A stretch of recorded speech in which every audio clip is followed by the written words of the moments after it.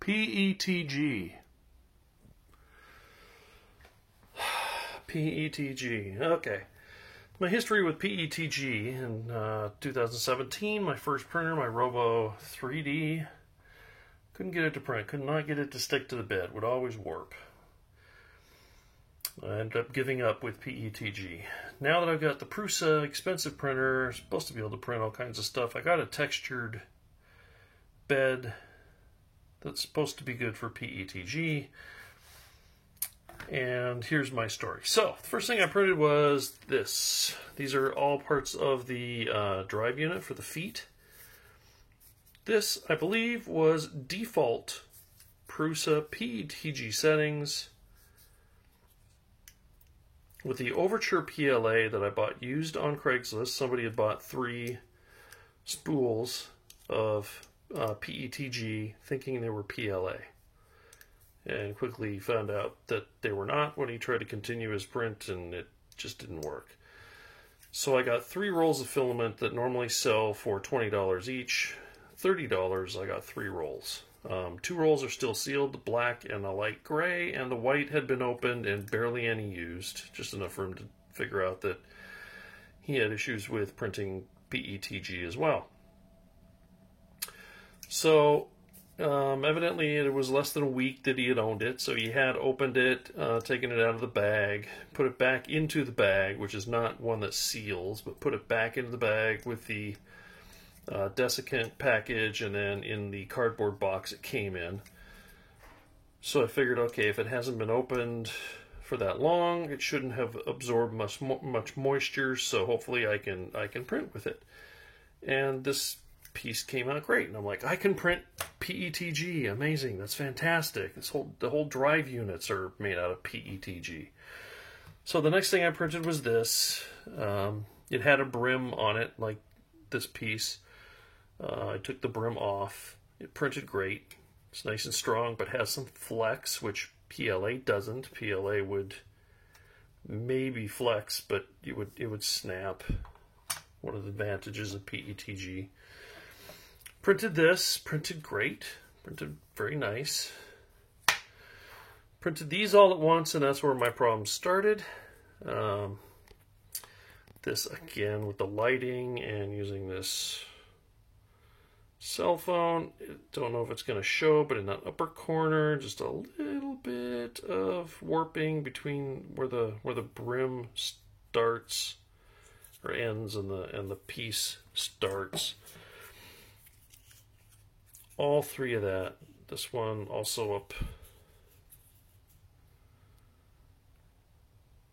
there in the corner. Same type thing, but it's not enough to structurally have an impact on the part. The rest of the part is great. These are printed for strength because they're part of the drive unit. So these are, I don't remember if I did this 0.2 resolution or 0.28.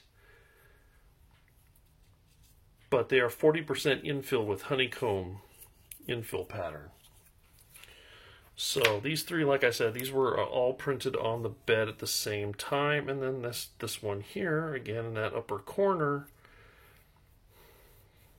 just a bit where it wanted to lift off the bed after the brim and where the part is. Then we got into this one. This one I was amazed that it printed with such a large flat surface area that touches the bed. This one also had a brim, which I've taken off because I wanted to try fitment with this and the other piece that matches with it. So getting those done, I thought, oh my goodness, this is wonderful. I've got 3 spools of PETG. It might even be enough to print all the parts I need in PETG. Things are going great. I printed this, another very large piece of PETG. Printed great, and that's where my problem started. The next things I'm trying to print are large. Here was my first attempt at this part. You can see right here, there's a bunch of extra filament in that hole.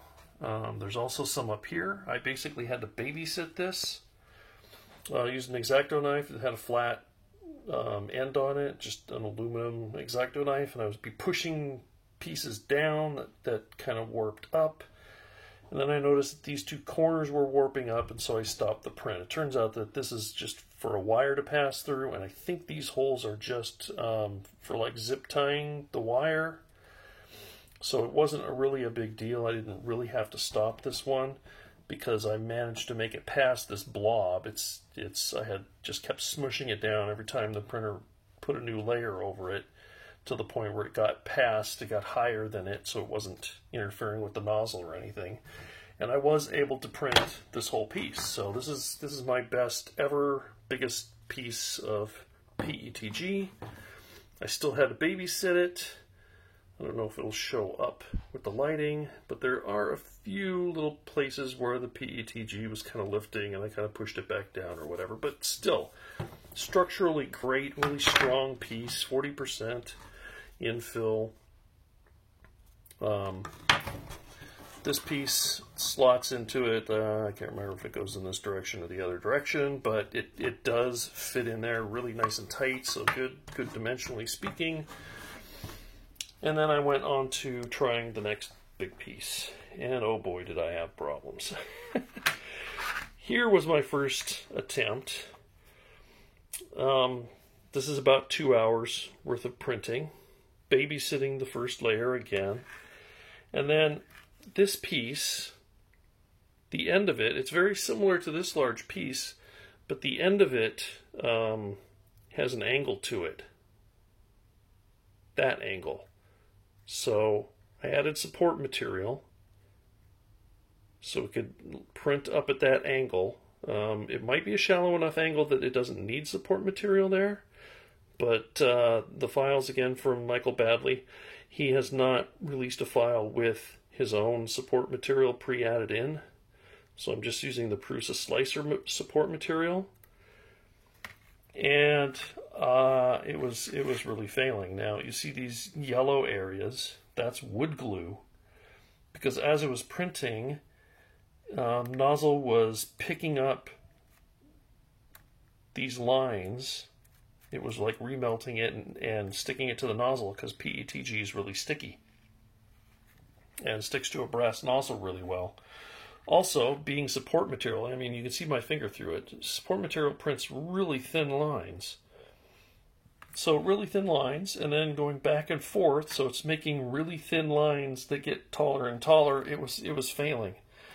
And eventually it got to the point over here where I knew that that bridge was a total failure. Every time it went over it, I couldn't fill the space with wood glue enough, so every time it went over it, less filament stuck there, which means it was then taking that filament and blobbing it somewhere else on the print.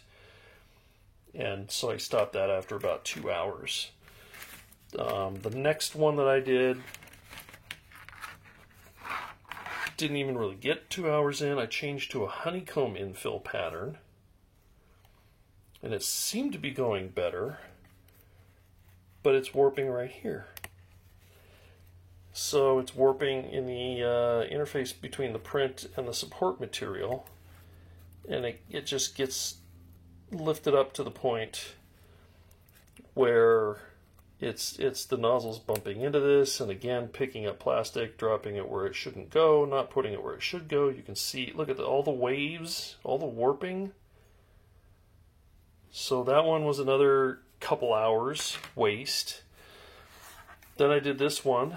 This one was, I want to say 4 hours or so. It went further, but it ended up with the exact same issue.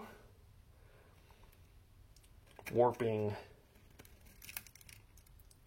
up in the air, and then the next time the nozzle goes over, the nozzle hits that and doesn't lay the filament down, and that's after babysitting the first layer to get the first layer to work, because the first layer is starting to have problems. So what I did was I thought, okay, I'll be clever here. If my problem is the support material, I'll take the part into Mesh Mixer and I'll get rid of that angle. So instead of this going up at an angle, I brought it in a mesh mixer and just pulled it down so it's flat, and then cut it off. So it's a flat piece instead of having that angle. So again, I had to babysit the first layer to get it to lay down. And then it started going, and I'm like, okay, this is gonna work. 9 hours into the print, I notice all 4 corners. Well, okay, 4 corners. 1, 2, 3, and 4. I could put piece of paper under, and it went like at least 1/4 to a 1/2 inch in. So it was lifting off the bed by the corners. 9 hours into the print. The print's like a 24-hour print at 40% honeycomb infill. This is a 24-hour print to finish because it comes up. It has a motor housing that holds the scooter motors that are what powers R2-D2. So this part here comes way up high. So, yeah. So, I mean, 9, 10, 11, 12, you know, that's a ton of time and plastic just down the drain. Then I tried to print something smaller.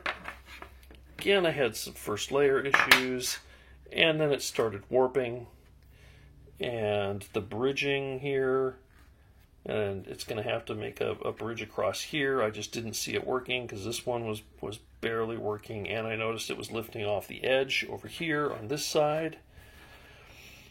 And the higher that gets, you're dropping a square nut into that hole, and if you can't because it's warped and it needs to be level on both sides, and it wasn't, so I stopped that. That was another, I don't know, 4 or 5 hours there. Started messing with my first layer, my layer height, Z-adjust, and when it looks really good here, it's just not pushing it into the bed far enough for it to stick to the bed at all. Push it down into the bed, and it starts just kind of looking all gooey and melted. Again, failing in this area here, kind of failing over there, so I stopped that. And then the next attempt, messing with the Z height, it got just really bad. I mean, look at the warp in that. So this is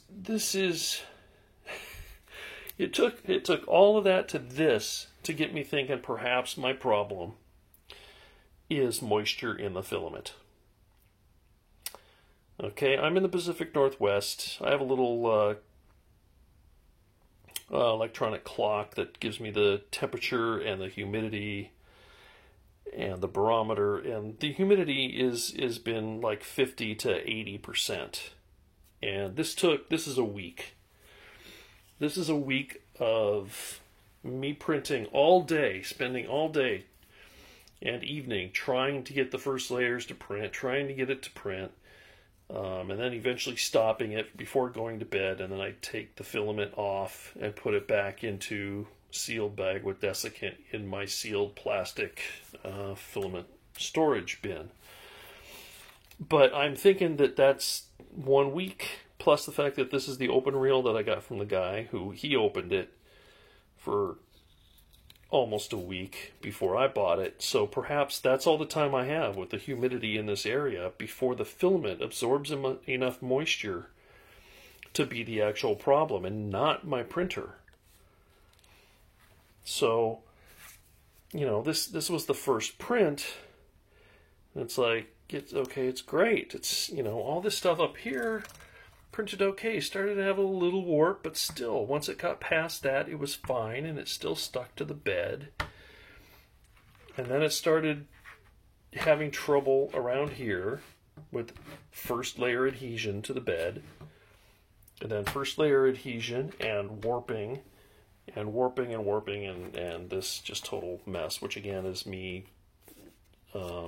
raising the nozzle off the bed on this part, which got my first layer looking good, but didn't stick at all. It's a textured PEI sheet on the Prusa printer, and there's no texture whatsoever in the bottom. I can just see the layer lines, just like on the top of this print. And then over here, I started lowering it, and then that didn't help with my adhesion, and I got more warp, and I started to hear some popping. Now, snapping and popping from your filament is usually moisture in the filament that boils when it goes through the hot nozzle. So, again, I'm thinking perhaps that my printer and my setup, which I'm chasing the whole time, from here on in, I started changing settings. I go online, I look up what people say, raise the print temperature on the filament, lower the temperature on the filament, raise the bed temperature, lower the bed temperature, increase the Z height, decrease the Z height. I'm changing things this whole time, and I think I might have been chasing after filament that was already had too much moisture in it, and nothing I could do with the settings is going to make it work. It needs to be dried. I do not have a filament dryer. For those that don't know, you can dry filament. Filament like this, PETG, will absorb moisture, and then you get problems with warping and stringing. Now, I haven't had any stringing issues, but believe me, I have a ton of warp, and it won't stick to the print bed. So, what you can do is you can get a food dehydrator, take the trays out of it, put your spool of filament in it, and heat it up to just under the glass temperature, just under the point where it's going to start to melt or deform. So for PETG, I believe it's around 150 Fahrenheit. So you set your dehydrator for about 150 degrees. You put the filament in for, I've heard, anywhere from 4 to 12 hours. And it evaporates the moisture out of the filament. And then when you go to print your filament, you got dry filament and it works better. So when I was looking on Craigslist and found the deal for this filament, I was also looking at dehydrators, and there was a couple of them that I thought about getting, but I didn't get, and then they sold. And so should I get a used dehydrator? Should I get a new dehydrator? Go to Amazon. The prices of dehydrators are seemingly have gone up because people know that people are using them for 3D printing to dry filaments. So now they're not just make beef jerky and dried fruits. They're, use them for your 3D printing hobby. Let's crank up the price. So it was one of those, do I buy a dehydrator and dehydrate I have like maybe not even a third, maybe not even a quarter of a roll of PETG that I've had since 2017 that had similar issues on my Robo 3D. And I haven't thrown it away because when I first got that spool, I didn't know that PETG absorbs moisture like that. So I just had it in its box, not in a bag, not in any desiccant, not in a sealed tub, just on a shelf. And the box has a square opening in it in the side where you can look in and see the color of the filament. So, just open to the elements for months. So I'm thinking that filament that I haven't thrown out is probably still good if I run it through a dehydrator. And I'm thinking that this filament, between being open for a few days before I got it and the amount of time it was taking me, like I said, this was a full week, probably by the time I got to this point here, that it was on, for most of the day, it was on my printer, either printing something or me trying to get this stuff to print. So I'm really thinking about getting a dehydrator again. I don't want to throw out the rest of this filament, because now this is down to probably 200 grams of this left, because I've wasted so much here. And then I've got the other 2 new rolls, but I'm to the point where I don't really want to open one of the new spools and try to print this. And then it takes 24 hours, and then how much more can I print on it before it dries up, if it even works. So at this point, I'm thinking I'm going to get a dehydrator first, try and dehydrate the rest of this filament. I don't think I even have enough to print this piece here. It's, I want to say it's double. Yeah, it's about double the thickness that it is now, the finished product, maybe even a little bit more. Yeah, it doesn't match this one. It's like twice as thick as this. So yeah, I'm holding off opening another one of my rolls of filament until I can get a dehydrator, dehydrate this, try to restart this or one of the gears. There's some other things that should be printed in PETG that I can try if I don't want to try this huge long print here, although it'll be pretty obvious. First of all, I'll put a brim on it, and I'll put helper discs, which are thin round discs you can put in the corner. They're included in Michael Badley's R2-D2 files. He includes one, if you don't, just so you don't have to create one, but it's just little circles you can put in the corners and then add a brim, and it draws those circles and the brim off the part. So it's basically like this with some extra bump out circles. And so if anything lifts, hopefully it will be the circles and it won't lift for the print.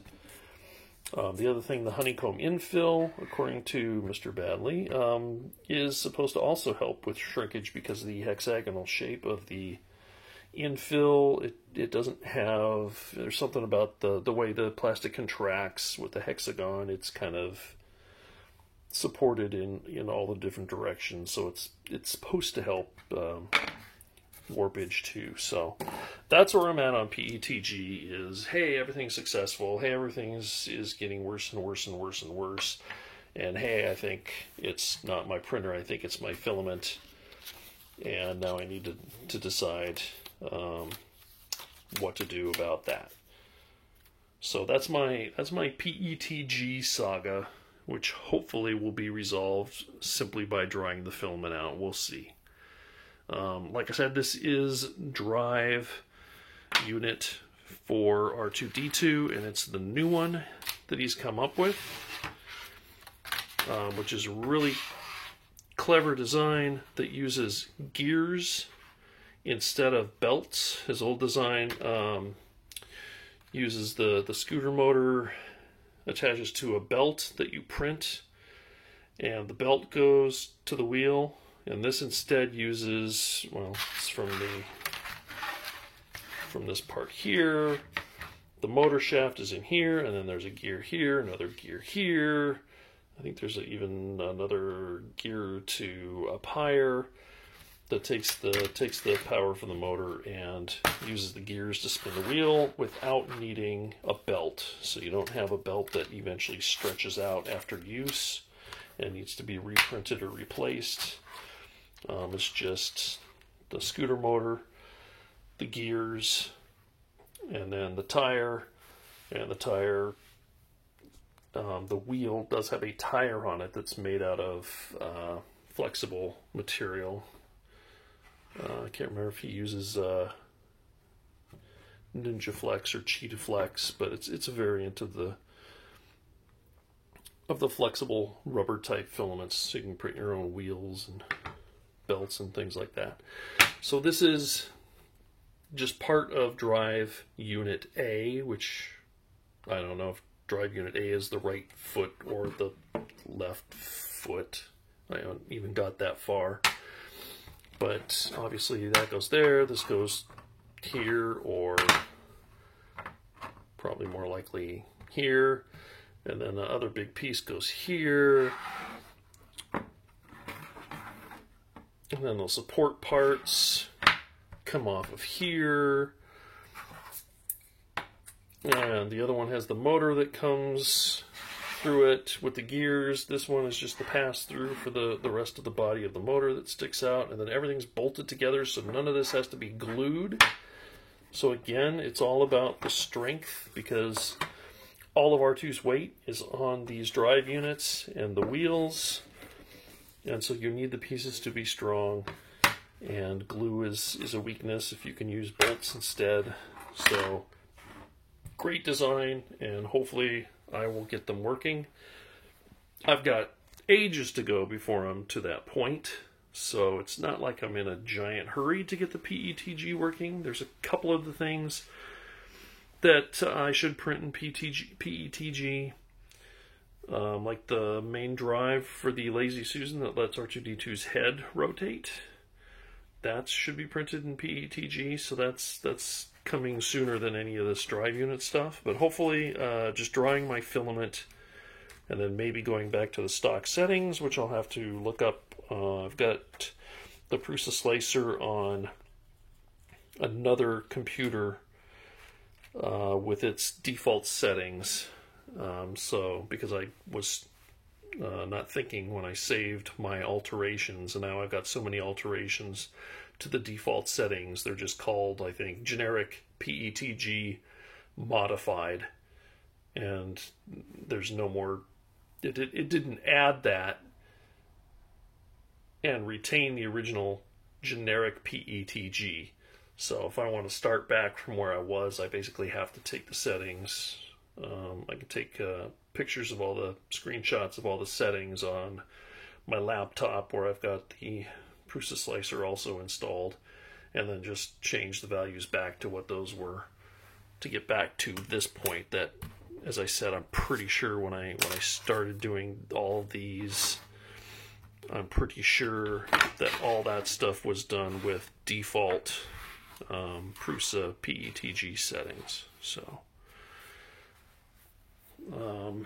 there we go. It's about a half-hour video on my trials and tribulations with PETG, which if you go to the internet and look up how to get PETG to print, there are tons of posts and suggestions and setting changes, and yeah, there's so much information out there that it's really hard to figure out what's going to help you. And when you make 3 or 4 changes at a time, you're adding complexity on there. So maybe one of them would have helped you, but the other 1 or 2 might have not helped you, and so you end up, still not being able to get it to print, even though one of the settings might have made things a little bit better. So it's really hard to figure out settings wise. And then, chasing filament when the filament is absorbing moisture.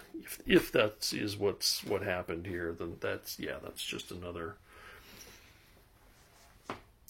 part of it that comes into play. So that's why PLA is the most popular filament that people use and not PETG, just because PLA is so much easier to print. Although some people, PETG is very easy for them, just like PLA is. But look on the internet and you'll find just as many people can't print PETG for whatever reason. So it went on longer than I meant to, but I thought I'd make a separate video about the PETG issue. Maybe commiserate anyone else who's having the same problems, and maybe it's a similar thing, that it's moisture in the filament. A lot of the online posts offering suggestions, not many of them actually mention that. So perhaps the people that, I just don't have any problem at all with PETG. Well, maybe they're living somewhere where it's low humidity. Maybe it's as simple as that. I don't know. But I'm hoping that's the primary source of my problems, is just my filament has got too much moisture in it. So I'll readdress this and post another follow-up video eventually when I get around to either getting a food dehydrator to dry my filament, or figure out some other setting that works.